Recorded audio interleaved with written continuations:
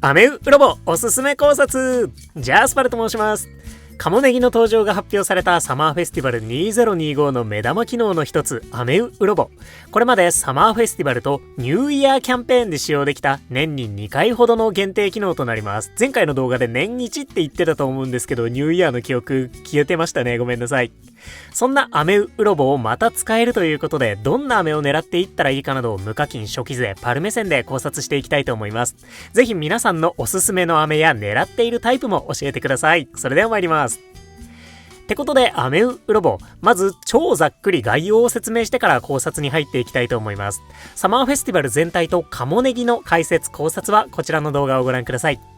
まず、アメウロボについて、超ざっくりまとめた表がこちらとなっております。ドーン。だいぶややこしくはあるんですけれども、こんな機能です。簡単に説明します。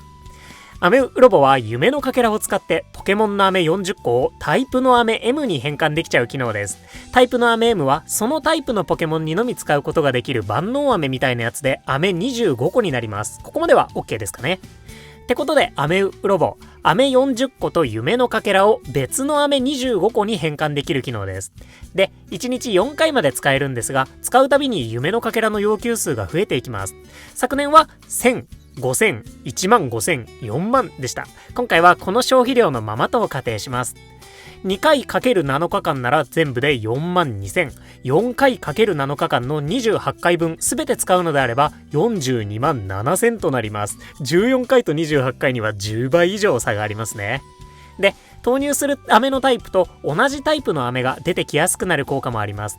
前回の考察動画では同じタイプの飴を40個入れた場合、だいたい3分の1の確率でそのタイプの飴 M が出てくるらしいよとお伝えしたんですが、どうやら3分の1よりちょっと確率高いみたいなんですよね。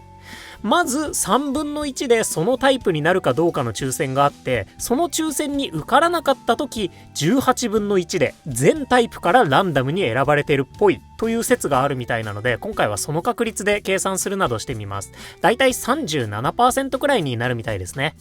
で、さらにアメウロボには大成功が存在します。大成功すると出てくる飴が2個になります。これはどうやら6分の1くらいの確率で抽選されているらしいとのことです。17% ないくらい。ってことで、これらの確率を踏まえて特定のタイプの飴を1点狙いする場合、獲得期待値こんな感じになるみたいです。ざっくり7回使ったら3個くらい獲得できるっぽいよってことになってるみたいですね。ってことで全部まとめて1種類のタイプの飴だけを狙ってアメウロボを使うとこんな感じになります。ドーン。28回全部使って1点狙いする場合は夢のかけら42万7000個とそのタイプの飴1120個投入してざっくり300個くらい飴を集められるよといった感じですね。それプラス他のタイプの飴 M も20個くらいついてきますっていうことで、なんとなくご理解いただけましたでしょうか。まだまだややこしいんですけどね。ざっくりこんな感じの機能となっております。で、何回使うかはそれだけの夢のかけらを使う価値があると思うかどうかで決めてもらえればいいのかなと思います。使わない飴を他の飴に変換できるってだけで価値あるぜって人もいると思いますし、かけらがなければそもそも飴を使うことができないのでほどほどにしとこうっていうのもいいと思いますし、パルみたいに道具バッグを拡張していないとタイプの飴 M 結構かさばっちゃうので、ほどほどでいいかってしてもいいし、逆に道具バッグ余裕あるからガンガン使っちゃおうとかもありですよね。このあたりはかなり個々人の状況によるところかなと思いますね。ってことで、ようやく本題というか何の飴を狙おうかについて考えていきたいと思います。狙い目の飴、このあたりなんじゃないかなと思ってます。1、特別なポケモンの飴。2、新フィールドのタイプの飴。3、御三家タイプの飴。そして番外編リージョンフォームのポケモン、順番にお話ししていきます。まず特別なポケモンの飴、これが個人的に一番推しの使い方になるかなと思います。伝説のポケモンたちや幻のポケモンダークライ、とにかく飴が手に入りづらいです。リサーチでもめったにゲットできませんし、フレンドから送られてくることもほとんどありません。その上育つのがとっても遅いってことで、こういう機会に飴を用意してそれを飴ブーストで使って育成とかしたくなるところです。育成したい特別なポケモンが手元にいる場合はその子のタイプの飴を作りに行くのが良さそうですね。パルはダークライの飴を作りたいなと思ってるんですが、悪タイプの飴を何百個も用意するのめちゃくちゃ大変なんですよね。普段からトープに行ってる方であればデルビルの飴とか用意できるぐらいでしょうか。悪タイプのポケモン、もちろんダークライと一緒に編成しても強いので、そのあたりの押し引きもなかなか難しいところです。一方クレセリアであればソーナンスの飴で狙っていくのがめちゃくちゃおすすめできますね。役割もソーナンスとクレセリアって被っちゃってますし、飴もソーナンスだいぶ手に入りやすいです。またライコウ、エンテイ、スイ君はお手伝いブーストの性質上スキルのポケモンとはあんまり一緒に採用しないかなと思うので、メリープ、ガーディ、コダックあたりがおすすめになるかななんて思います。ただしメリープはメガ電流にメガ進化できて、ガーディは岩タイプが複合する翡翠の姿があるので、好きな方はご注意ください。何はともあれ特別なポケモンの飴入手するのがかなり難しいので、ぜひこの機会にご検討ください。そんな特別なポケモンの飴でした。続いてシンフィールドのタイプの飴、これも結構おすすめかなと思ってます。シンフィールド、毒、虫、ドラゴンタイプのフィールドなんじゃないかと予想されてますよね。そのフィールドで活躍しそうなポケモンを育てるのもありですし、新しく出会えるかもしれないポケモンのために取っておくのもありかなと思ってます。バッグ圧迫しちゃうんですけどね。これまでラピスラズリコハンの時はエスパータイプのラルトスと格闘タイプのヌイコグマが、ゴールド急発電所の時は電気タイプのコリンクと鋼タイプのココドラが新たに登場しました。なんならゴーストタイプの不安定も入れてゴールドは3タイプ全部出てきましたね。ハロウィンでミミッキまで追加されました。そんな感じで次のフィールドで新たに追加されるポケモンはそのフィールドの適正タイプであることが多いので、それに備えておくのもいいんじゃないかなと思ってます。これまで通りであれば新食材も持ってくるかと思うので、レベル30や60すぐに狙いたいところですよね。残念ながら600族が多くて進化も遅いポケモンが多いドラゴンタイプの飴こそ狙いたいんですが、ドラゴンタイプの飴を狙うのってミニ竜の飴を入れる以外方法がないんですよね。ここちょっと悲しいところです。もうミニ竜、海竜ね、育成済みだよって方は狙ってみるのもありかもしれません。またドラゴンタイプに負けず劣らず未だに2体しか実装されていない地面タイプも今後実装ありそうだななんて思います。それこそ新フィールドの最初の3体に至っておかしくないなと思ってます。なんならナックラーとか。ただこちらは地面タイプの2体、カラカラとディグだってそれぞれリージョンフォームを持つポケモンなので、そこがちょっと扱い難しいんですよね。カラカラはアローラガラガラに進化することで炎ゴーストタイプになるんですが、得意なものが変わらないアローラ球根方式なのであれば木の実タイプのはずなので、爆風雲とかジュペッタがすでにいるって方は使っちゃってもいいかもですね。ってことで虫、毒タイプが狙い目になるでしょうか。毒タイプは未だに2進化のポケモンもおりませんので、ペンドラーとかメガ進化もあるしスピアーとかどっちも虫毒ですね。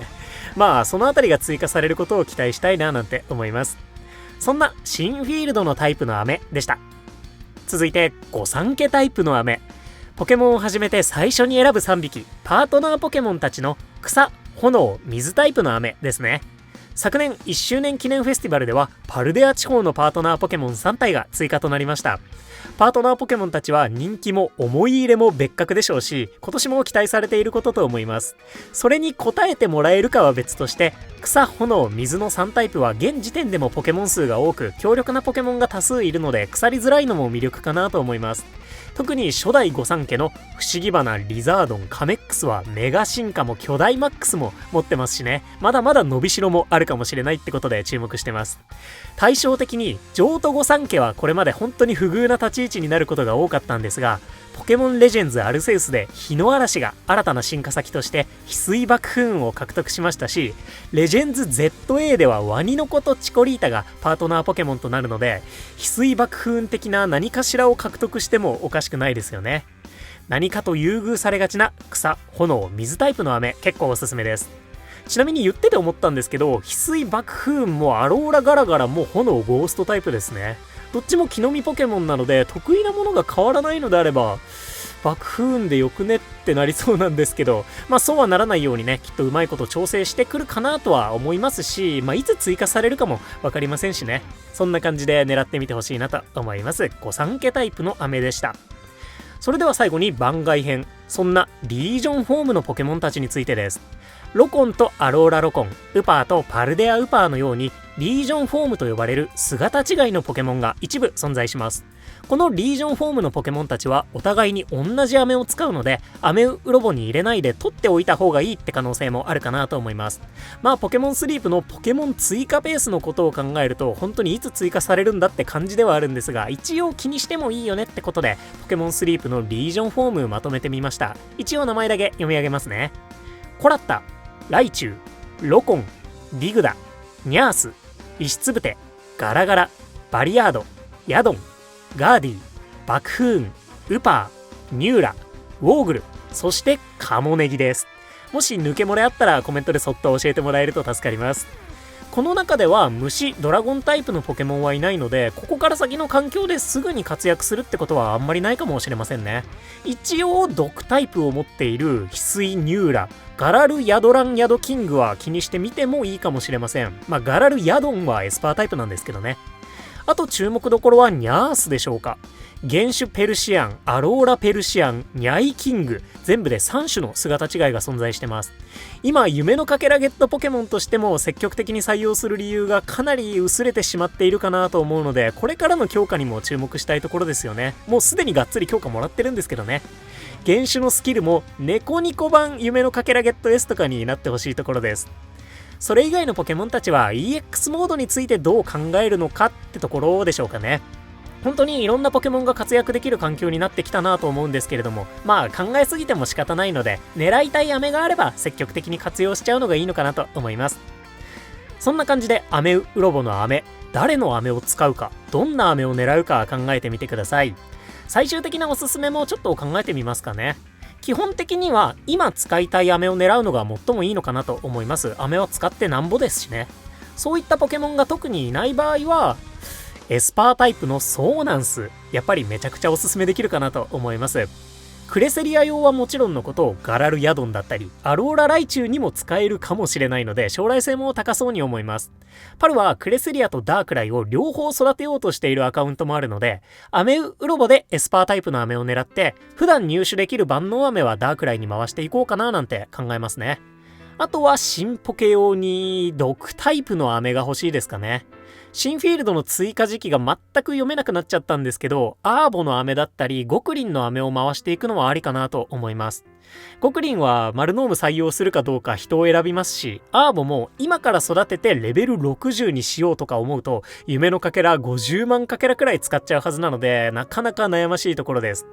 そんな感じで今年もソーナンス激推しで行かせていただこうかなと思います。クレセリアイベントで飴も結構手に入りましたしね、ガンガン回しちゃおうかなと思います。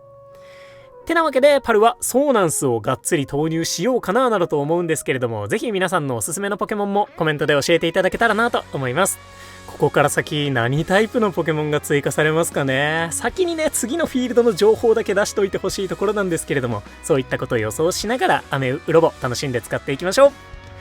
ということで、ここまでご視聴いただきまして誠にありがとうございました。お相手パルでした。よろしければチャンネル登録、高評価で応援いただけますと動画制作の励みとなります。いつも本当にグッと押していただいてありがとうございます。助かってます。それではデカ盛りウィークもアメウロボのサマーフェスティバルも大成功がたくさん出ることを願っております。